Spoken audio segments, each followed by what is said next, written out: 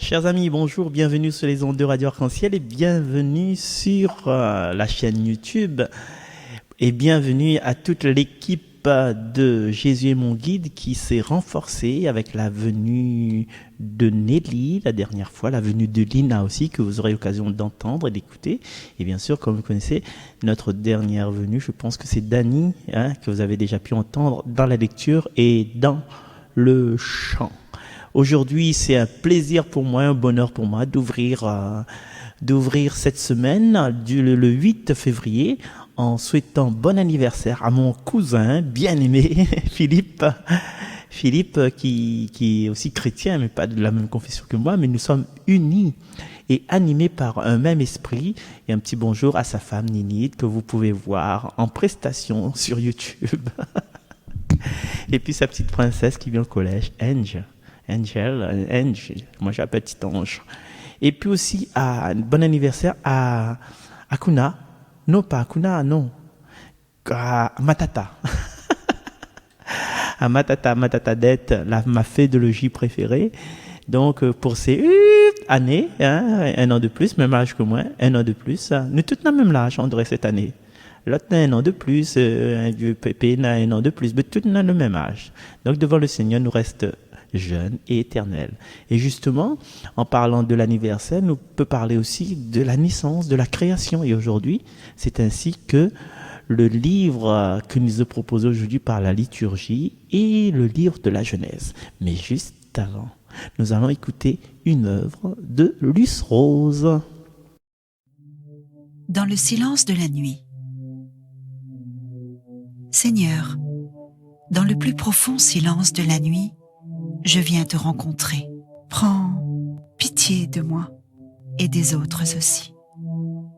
Envoie sur nous ton esprit, éclaire nos âmes vides. Que tous les êtres te célèbrent, ceux qui souffrent de cœur et d'esprit, et ceux qui ne souffrent pas, ceux qui marchent, courent ou s'arrêtent, comme ceux qui sont paralysés, ceux qui cherchent ou ceux qui restent impassibles, qu'ensemble ils s'agenouillent pour laisser monter vers toi des hymnes, cantiques ou psaumes. C'est avec eux que je t'implore ce soir, Seigneur, qu'il est bon d'avoir le silence autour de soi et en soi. C'est du fond d'un abîme que nous nous élevons vers toi. Notre prière traverse les nuées et va nous rapporter à profusion une foi vivifiante et les joies de ta consolation. Merci Seigneur, merci.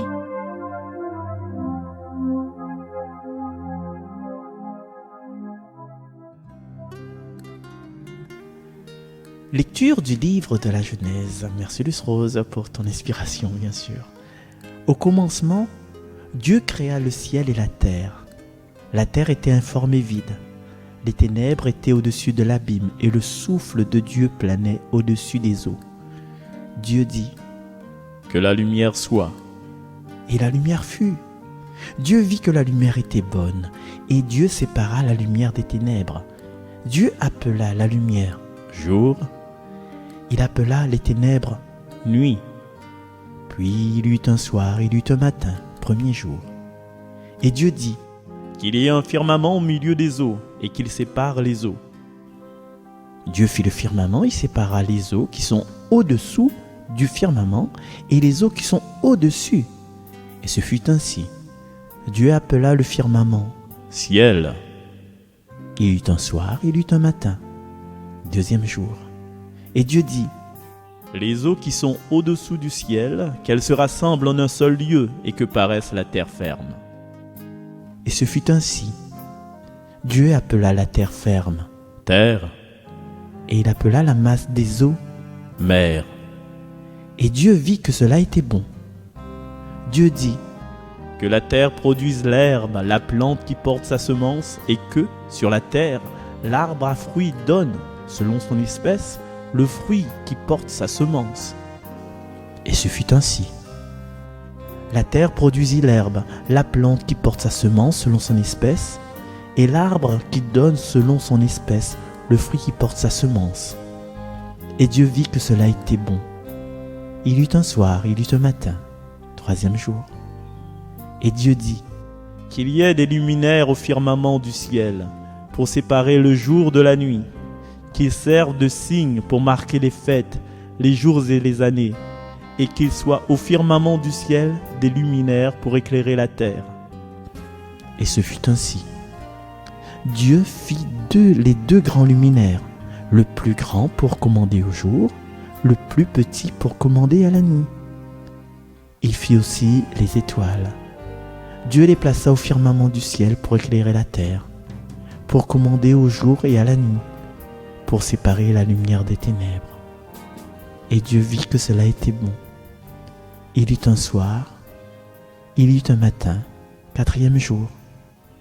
Parole du Seigneur. Alors bien sûr, chers amis, la Genèse c'est le premier livre de la Bible. Et aujourd'hui, comme vous l'avez vu, il nous a parlé de toute la Genèse, il nous a parlé de toute la création. Nous va laisser la suite pour demain, quoi. Et alors, ce qu'on peut retirer, c'est voilà, le récit de la création.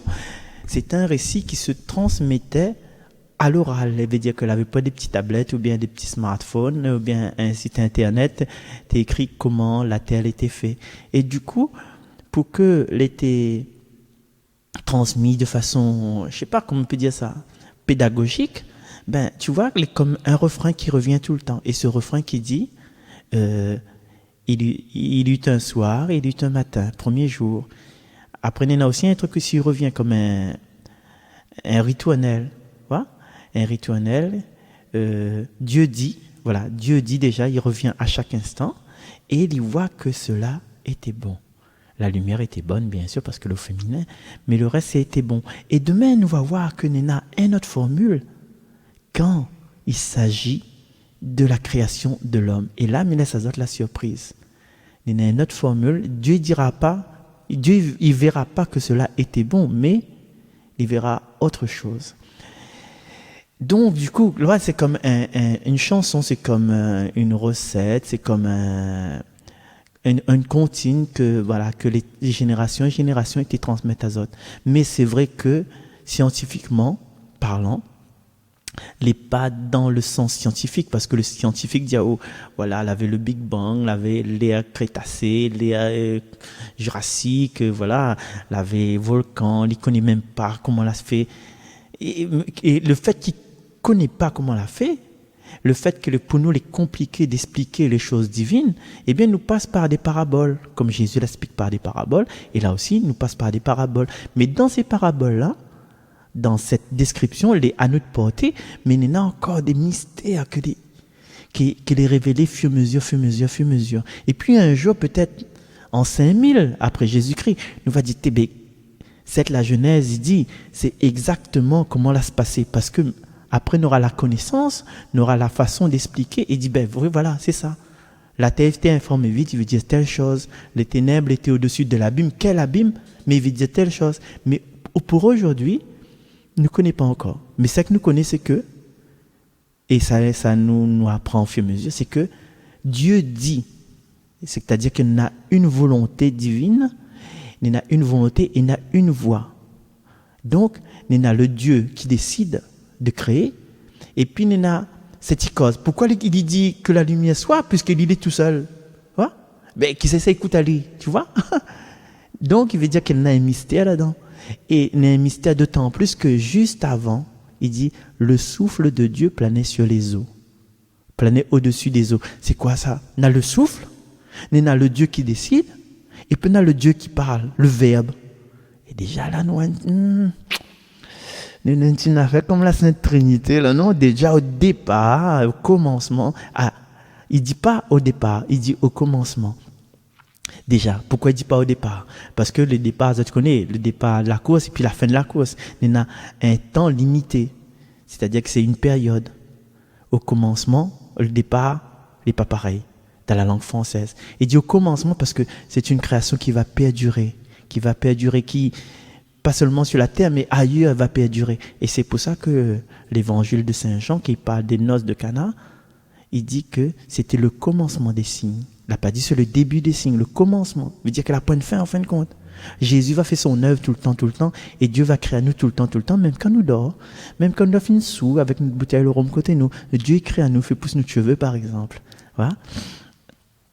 Après, il y a un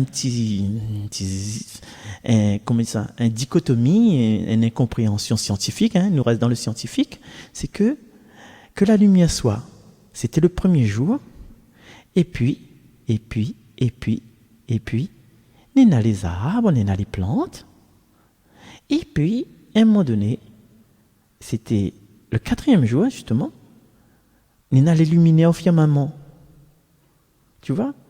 Il y a les luminaires, il y a le soleil, il y a la lune, il y a les étoiles. Mais comment ça se fait que, depuis le premier jour, il a dit que la lumière soit, mais par quoi était produite cette lumière-là? Puisque la lune, les étoiles, le soleil n'est pas encore créé. C'est ça le mystère de Dieu. Il veut dire que, d'après saint Thomas d'Aquin, bien sûr que nous n'a fêté pas trop longtemps, cette lumière-là, c'est cette lumière d'amour en fait. C'est cette lumière d'amour que l'est né le premier jour. Le premier jour, il y a cette lumière d'amour. Et les expérienceurs, que m'a déjà rencontré quelques-uns de la mort imminente, ils parlent d'un amour dans une lumière. Et c'est peut-être ça. Et cet amour peut-être les diviser, comme saint Thomas d'Aquin dit, les diviser en anges. Les anges, voilà. Les anges peut-être étaient créés à ce moment-là, au départ même. Et c'est pour ça qu'on appelle les anges des êtres de lumière, des entités de lumière. Voilà. Mais ça, en fin de compte, aujourd'hui, peut être contesté par l'Église, peut être contesté par vous, chers amis auditeurs, mais il n'empêche pas la contestation, les bienvenus. Mais sait-on jamais, comme il dit, dans 5000 ans, peut-être, que la lumière soit, peut-être que saint Thomas d'Aquin avait raison.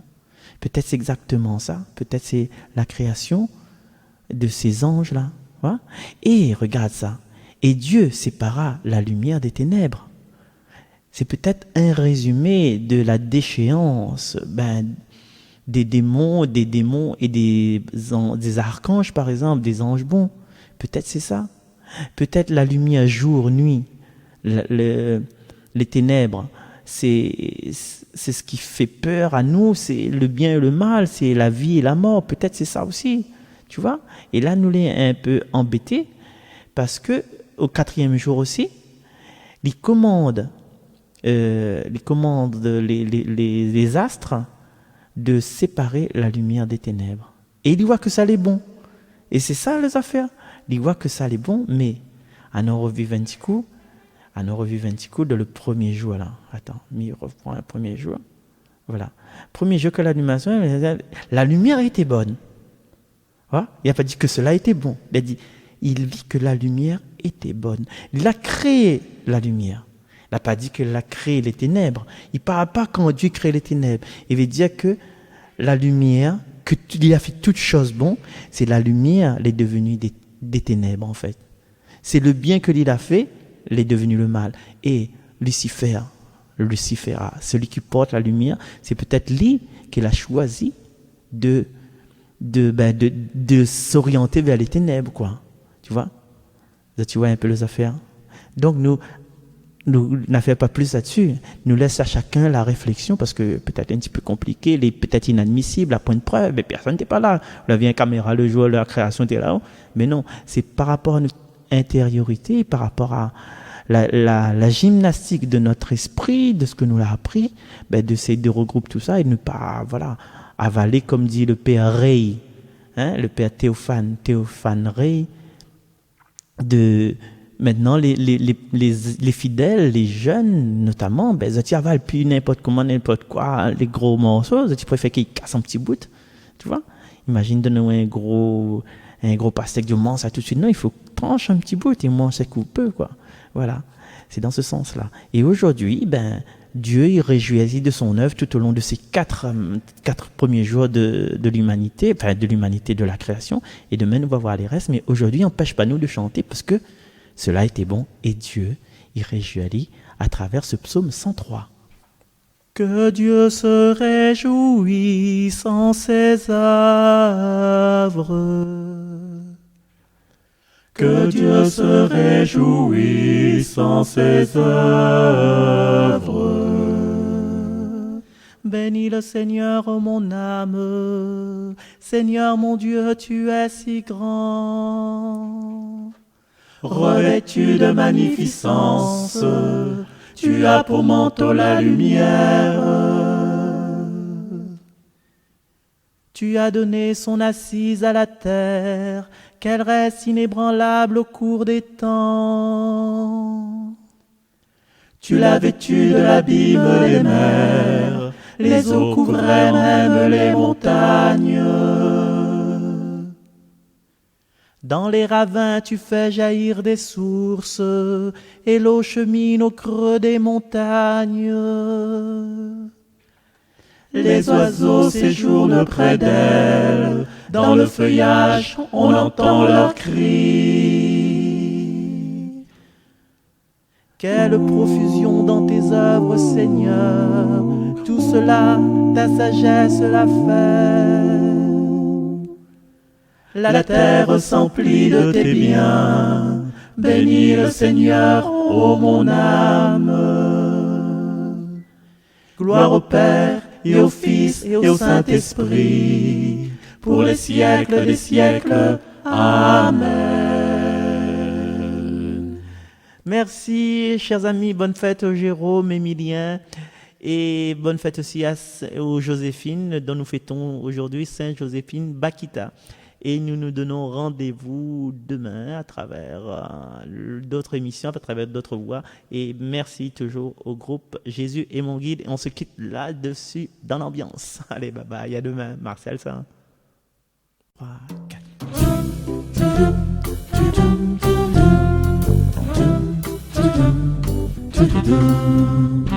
Sur les chemins du monde, j'ai rencontré Jésus. Sur les chemins du monde, j'ai rencontré la paix. Sur les chemins du monde, j'ai rencontré Jésus. Sur les chemins du monde, j'ai rencontré la paix. Le chemin de la croix, je l'ai fait pour toi. Et avec ses souffrances, jaillit l'espérance. Sur les chemins du monde, j'ai rencontré Jésus. Sur les chemins du monde, j'ai rencontré la paix. Sur les chemins du monde, j'ai rencontré Jésus. Sur les chemins du monde, j'ai rencontré la paix. Au matin de lumière, sortant du tombeau, je t'ai ouvert sur terre un monde nouveau. Sur les chemins du monde, j'ai rencontré Jésus. Sur les chemins du monde, j'ai rencontré la paix. Sur les chemins du monde, j'ai rencontré Jésus. Sur les chemins du monde, j'ai rencontré la paix.